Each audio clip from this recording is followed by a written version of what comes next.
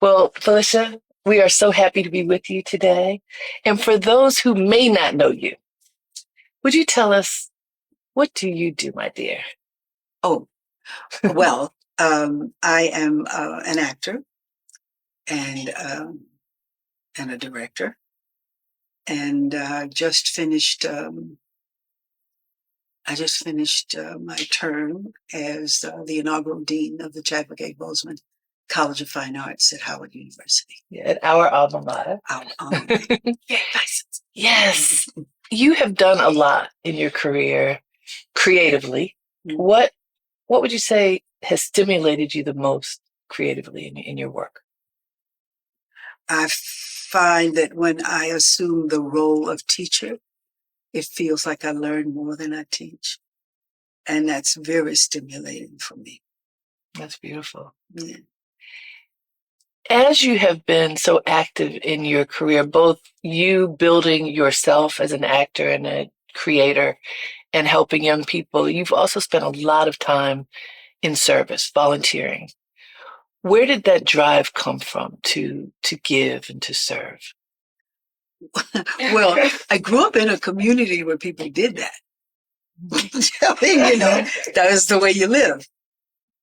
I had examples from grandparents and aunts and uncles and teachers and parents and friends, and it was an exciting thing to do as a young person. Yeah. As a young person, what were some of those things that you did? Oh, well, okay. This is going to sound strange, but I loved working in my father's dental office. Mm. Yeah. And what did you get to do for him? Well, first, with the great thing was putting on the white coat. I'd go back and get one of his jackets and I'd put it on. And I'd sit at the desk and I'd feel so very officious. I took calls and messages and made appointments for people and kept his schedule. And I would go in after his procedures, and he allowed me to clean up the operatory. He taught me how to do it, how to handle his tools. And there was something about just being around people. And you see, when people come into a dentist's office, often they are so stressed. Yes. I think about my father's work, and I realized that for 35 years, he dealt with people's pain and stress each and every workday. That's a lot. And I'm curious because those people who would come in stressed, how did they leave? What was their countenance as they left? They left relieved. They left relieved because he took very good care of people. It was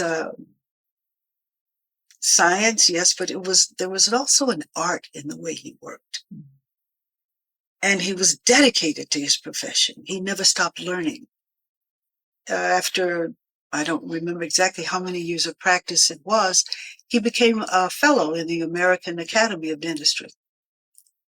And when he passed away, and we had to, call to get some information and speak to one of the secretaries there, she said, "Oh, Dr. Allen, oh, yes. Oh, I wish more of our doctors were like him. He was so organized. Yes, we have everything. We have all the records. We have everything you need." And that didn't surprise me. People adored him. People really appreciated him. I always felt that growing up, but it was when he passed away that I really saw it, because the line out the door for the viewing, it just went on and on and on. It just, the people came, and one person stood there and said, "You don't understand. You don't understand. That's my dentist." For him, that work was service. One of the things that you do in serving with PRASAD and being a part of PRASAD for so long is this work with children's dental health program. Yeah. When you first learned about this particular program of PRASAD, knowing that your father was a dentist and that you grew up in his space with his patients, what did that mean for you? My father always lamented the fact that none of his children became dentists. He had 4 children, none of them became dentists. But I thought, okay, Papa, I didn't become a dentist, but you see, I'm still honoring your work and your legacy. So here I am, you know. And you've been a part of PRASAD for many years. We see now there's a new dental health vehicle that we've just gotten, and the work has expanded dramatically, reaching more young people. What impact do you see the Children's Dental Health Program having on the community? From its inception, okay, what people don't consider most of the time is that absenteeism from school, a high rate of that is caused by dental health. Children with cavities, pain. Then everybody wants to feel comfortable when they smile. And if you feel that you have to hide your smile because your teeth are not correct, that's something that no child should have to go through. Nobody should have to go through that, not today. So the PRASAD Children's Dental Health Program, it's providing the services right where they're needed. And it's taking the services to the children. Because oftentimes they weren't able to come to doctor's offices. So there we had the van, and we would take the van out and around Sullivan County and the neighboring counties and service these children at their schools. In addition to that, there would be programs, we'd set up offices in the school itself. It was a very innovative thing. And I was really excited about it because I thought, oh, Papa would love this. He would absolutely love this. I think that people are surprised to learn that this need exists in New York State, one of the wealthiest places in the world. I think people are. I think it's something that most people just don't think about. We just don't think about the impact of dental health on our communities and our young people, especially in underserved communities. PRASAD does work in various parts of the world, in New York, in Mexico, in India. And you've worked with PRASAD for a long time. What attracted you to this charity? Well, there's a few things. First of all, PRASAD, the meaning of PRASAD. PRASAD means a gift that carries blessings. And the blessings are numerous and continuous. It isn't just that you hand somebody a blanket, or you give somebody a meal, or you provide some. It's more than that. It's what happens inside the person. The person feels their own self-worth. And you see it. The first, one of the early visits to PRASAD was in an eye camp in India. It was an amazing experience. People had come from various parts to be screened, first of all, to see if they needed cataract surgery, if they could, if they were viable candidates for it, meaning health-wise. So many people came, and they were so very, very patient. They stood in long lines all day long. And PRASAD volunteers walked up and down the lines offering water. My daughter was one of them. And at that age, she was 5. Wow. And she was offering water to people.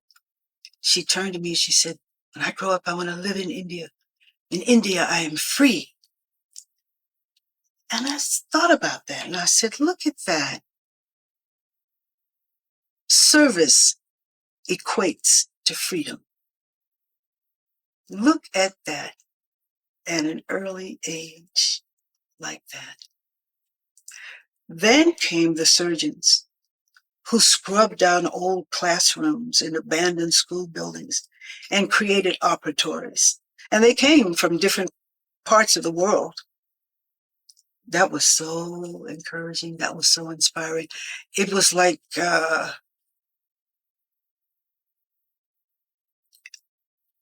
it was a movement. You know, it felt like a movement. Then the people who came to receive the surgery,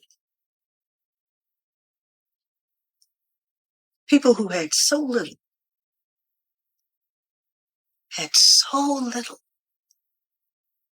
and they came and they were so patient. And when they received the surgery, you know, there's a recovery time in a tent, large tent, and they were there. But the looks on their faces when they could see a grandchild for the first time, what that was like to witness that, and to understand that in that part of the world, blindness, it's you're just totally incapacitated. And not just you, it takes the family, because someone must always be with you. Someone must always be near. And in those communities, everyone in the family has to work. And they begin work from the time they're very young. Everyone has to do something to contribute to the welfare and sustainability of the family every day. So there's this feeling of being a burden to the people that you love. And when that burden was lifted, as they were leaving, you know, as people were leaving, PRASAD would give them a gift of so many rupees, you know, so they could have their transportation to get back to the villages from which they had come. People were so grateful they gave their rupees back. And then in turn, you know, young people who had been with them, a family member who had accompanied them, the way they extol the work of PRASAD and what it has meant for them, it is so gratifying. And to see that you've offered something that actually changes a person's life for the better, that uplifts a person, and they take that forward. So beautiful to see. Many people think of it as a partnership, that PRASAD isn't just coming in and doing something for people, but it really is hand in hand, many of the programs. Why is that important? Because that's when you know you're making an impact. That's when you know that your services are of true value. That's when you know you've given people something that they can really nurture and care about and live with and live for. And they do. They return and return and return to express their gratitude. They do. One very successful program is the women's self-help groups. Mm-hmm. Can you speak about the role of women in this life transforming work? Well, we know that the mother is the first teacher, right? We know this. Okay. And to see these women, most of whom I don't even know the level of formal education that they've been afforded. But I would say the women who were in this program initially, I don't think that education was very far past elementary school. So for a person who hasn't, received education past that point, there are certain things, given the demands of daily life and those difficulties that are faced, that they just probably wouldn't imagine and think of or consider, because you're just trying to get through the day as best you can and not feeling that there's anything you can do about it. Well, there was really something to see the women do something about it when they started with what was called the self-help groups, and micro-lending, and teaching them how to manage that. A sum of money would be lended, and they'd start a small endeavor. It might be something like creating decorations for festivities, or it might be any number of things that people could use. But something small, started small, and grew because the women were in community with one another, and they were helping one another, and they were paying back their loans. And I think that's what really made them feel the best. That through the work that they did, they could pay that loan back and continue to earn. It changed the dynamic in families. It afforded children more food. It afforded them clothing. It afforded them a sense of well-being. It was really something to see and witness. And it didn't take the women away from the families. It helped to strengthen the whole community. It didn't take them away at all, and it did strengthen the whole community. The women came together, and it changed. There's a verse somewhere. It says, where the women go, the culture goes. So when women are uplifted, the whole culture is uplifted. PRASAD uses the terms holistic, sustainable, and life-changing. Let's talk about that. What does holistic mean to you as it relates to PRASAD? Holistic means addressing the entirety of a thing, not just one aspect of it. So, to give an example, the variation of programs, the variety of programs. There's agriculture, okay? Education, dental care, eye care, prenatal care. There's the Muktananda Mobile Hospital in the Tanza Valley. People are receiving medical treatment. And then you have self-help groups. Look at that. That's a whole spectrum of things. Then teaching people how to keep a well clean. Because water is an absolute necessity. And at one time that we were seeing a lot of infant mortality because of unclean water. Holistic, addressing all of it, all aspects of life. And to those who might say, you're doing too much, there are charities that just do one thing. Why is it important to do all of these things? Because the people need all of it. None of these things are just made up. They happen because of people's need. Sustainable. We talk about all these programs, all of this work that is touching upon people's needs. PRASAD says sustainable is in our tagline. How do you see the work of PRASAD being sustainable, and in what way? PRASAD doesn't work in isolation. PRASAD works with other agencies, other groups, along with the people that are served. And it creates a vortex, if you will. It creates an energy that continues because the programs don't stop. It's like, oh, we've addressed this, and look at that. Let's do this now. And it sustains itself because it just keeps going. It keeps going.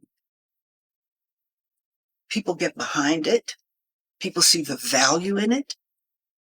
They want to support it, and it continues to go and continues to grow.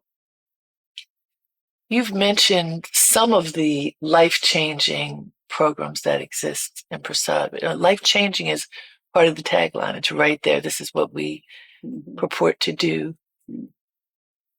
Share more of your thoughts about what makes the work life-changing.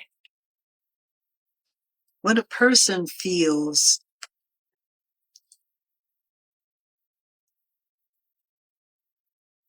powerless,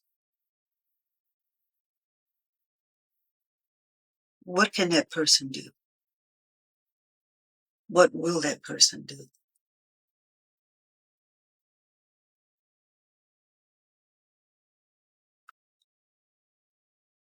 When something is given or shared with a human being with respect,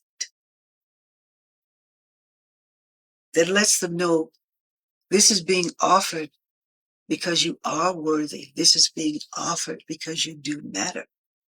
This is being offered because your life is important too. And it's received in this way. That's like turning on a light.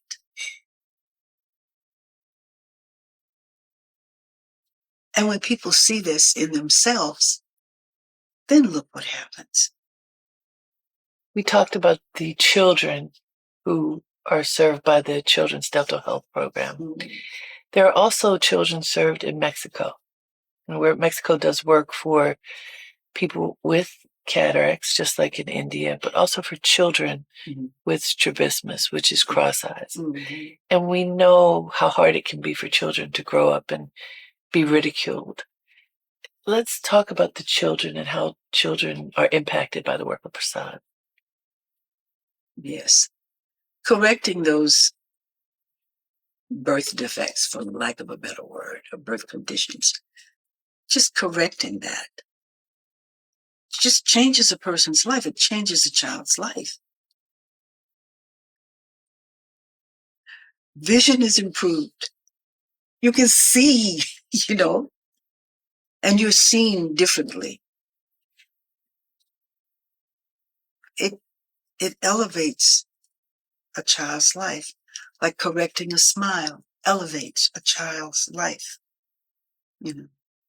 Providing educational tools elevates a child's life. One of the programs that has received a lot of attention of late is the tree planting program. And looking more broadly, just paying attention to the environment and honoring the environment. And we see globally that there's a push now to pay attention to the environment and to be accountable for some of the things that human beings have done. Can you speak to the environmental work that PRASAD has done over the years that leads up to this tree planting program? The land was being ravaged. The land was being torn apart, not from erosion necessarily, but human industry was ravaging the land. So the planting of trees was a way of nurturing the land and creating commerce for local farmers, because the trees were mango trees or some other fruit that they could harvest and sell and market. it also creates a better environment for living. Because now you have oxygen producing trees, and the air is cleaner. The air is better. It's a cycle, no? This is what nature does on our own. When we look around, just look around where the land has not been ravaged, and you see what nature does on her own. People who had land that just was barren and just not being used, now they're producing. They have produce to sell. But the land is being nurtured. The land is being taken care of. And they're taught different things, methods too. It isn't just, here, take some seeds and go plant a tree. Thank you very much. We'll see you next year. It's not like that at all. There's an education that goes with this about crop rotation, and care for the soil.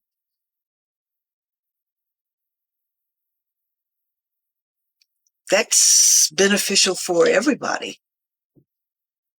This is beneficial as the fruit itself. And sometimes a challenge. People are looking to make their way and figure out what they want for themselves. And sometimes the environment is not top of mind. PRASAD is working to change that mindset. Well, as you carefully pointed out, we are beginning to pay closer attention to our environment. And we need to. The environment affects many things, It impacts our health, our mental acuity, our disposition.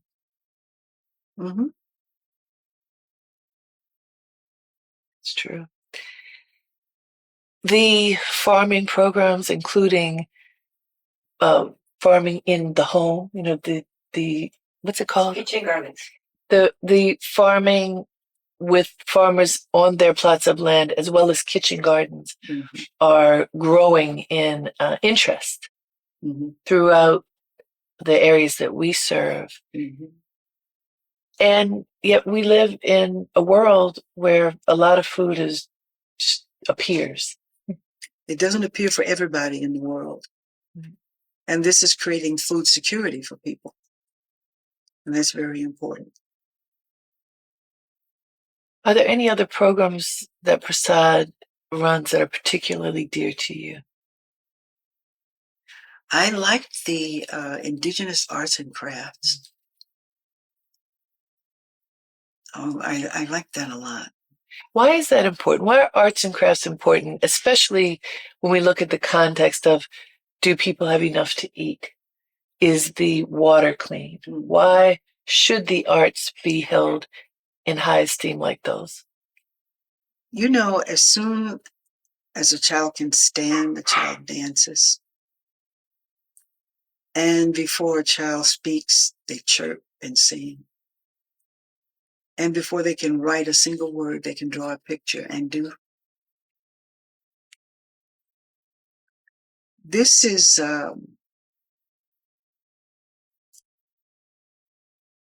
natural development and expression of one's humanity. It just is.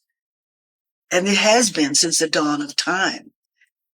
When we want to know something about a culture, where do we look first? We look at the art. Because the art is like history. It records history.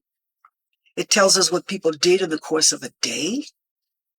It tells us how nations were formed. It tells us how people lived. It tells us how people worshiped, what they believed in, what they cared about. It's fundamental to human development and expression. It's just the way it is. And yet, throughout this country, the United States, in public schools, the arts are being wiped out. In many countries, the arts are not being held in high esteem.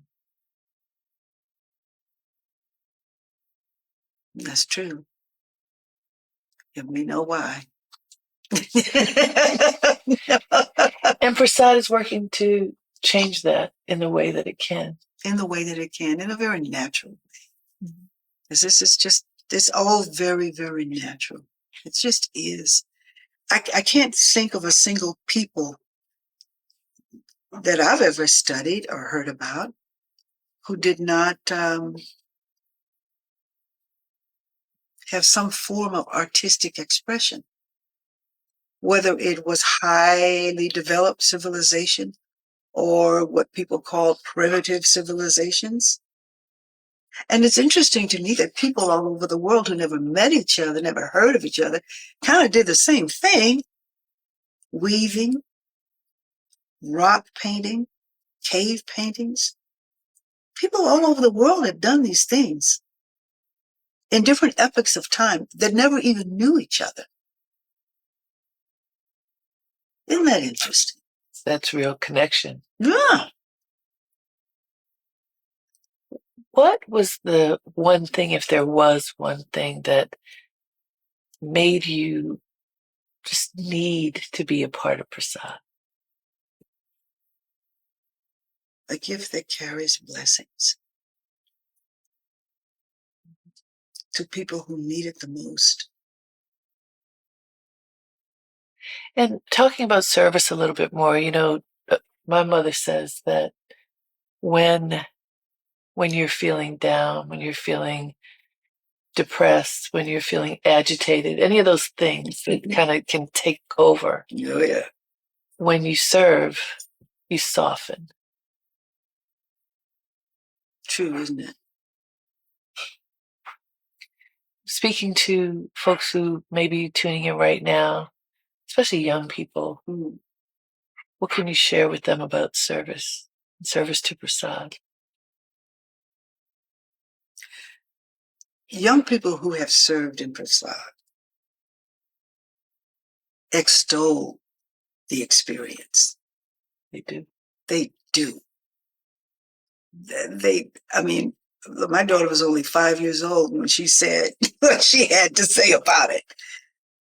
But they extol it in a sense of worth that they feel and purpose that they've experienced for themselves, within themselves. A real sense of purpose. It doesn't have to do with anything other than serving, offering to someone that which they need, that which is most helpful to them and beneficial, not just for today, but for tomorrows to come. I think of the mobile hospital in India that's been in operation in some kind of a vehicle for decades, many decades. Yes. And then also the dental vehicle at PRASAD Children's Dental Health Program that we've just inaugurated a new one. These vehicles provide, with those serving them, life-saving services to so many people. And there's a cost attached to that. There are real costs attached to service. Yes. In addition to what one can give physically, and donations are also important. Can you speak to what is the value of donations, and what does it feel like for you when you give in that way? Oh, it's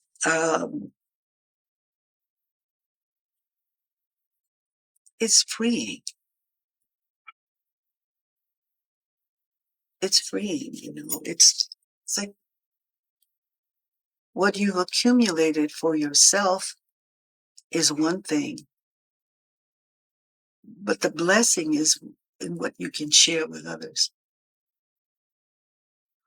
That's the real blessing. And that's a real thing to do. And it can be simple, It can be very, very simple. And especially when it comes from the heart. It's not that anyone else is looking or that anyone else will see or anyone else will know what you've given, when you gave it, how much you gave. It has nothing to do with that. When it comes from the heart, it's like a blessing you gave yourself. just, it's just, Well, that sense of the gift that comes with blessing, it's really a circle, isn't it? yeah, it's a circle. It's a circle. So for potential donors who might be tuned in at this moment, when they see there are thousands of charitable organizations, there are many organizations that are doing well. Mm-hmm. What makes PRASAD different, and why would you suggest that they give to PRASAD? There are many charitable organizations, and there are a number of charitable organizations that are doing very good. PRASAD is among them, and PRASAD is a leader among them. PRASAD is a leader among them, I would say, because of the nature of the work that is done, the nature of the evolution of the work that has taken place, and that every single penny that is given as a donation goes directly to where it should go, to services for people. Every single penny. One of the things about PRASAD is such a miracle is that the services that could be provided, let's say in those initial phases when PRASAD was beginning, people wondered, how do you do all this? And you do all this with just, yeah. And look how much more we can do with more donations. Look how much more we can serve. Look how much more we can give. It's because it all goes directly to where it should. There are no hidden costs and no waste. Nothing goes to waste here. As you imagine the future for our world and for our work through PRASAD, what do you see? What do you hope PRASAD will be doing? PRASAD will continue in its work.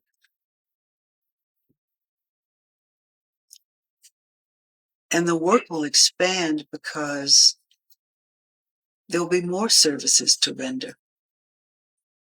And that will become more apparent with time. And also, PRASAD is a beacon. It's a beacon of light and hope. And through it, we can shape a better world. We really can. It's a great vision. Is there anything else you'd like to share about PRASAD before we go?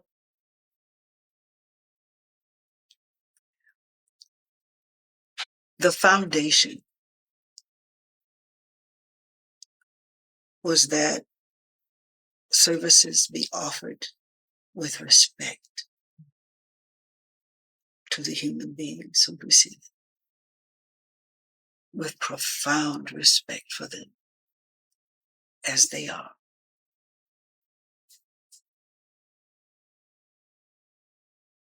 And how do you see that manifesting, and how have you seen it manifest over the years? What does profound respect look like? It's simple. It's so simple. There was a lady I knew who was married to one of my father's classmates. And she built her whole life on service. Her entire life was about serving. She drafted college students into her programs for mentoring. That was one aspect of her service. She dealt with people who had mental disabilities, physical disabilities. Her whole life was about service. And she did it so joyfully. And she used to say, love is so easy. Respect is easy too. It's easy. How did PRASAD come to be? How do we create that which is sustainable?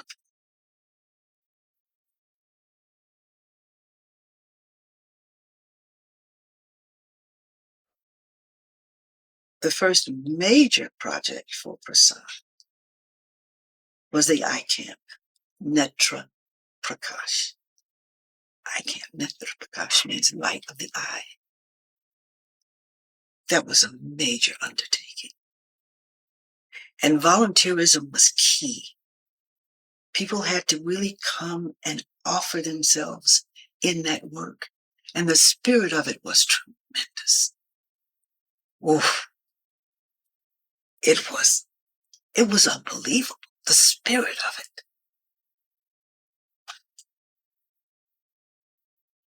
And it continues through the other programs, through the tree planting, through the agriculture, through the educational programs, through the cultural programming, through the dental health care. It continues through all aspects of it, giving something to people that's important to their lives that becomes sustainable because the people become invested in seeing it continue for the next and the next and the next and the next, and watching it grow.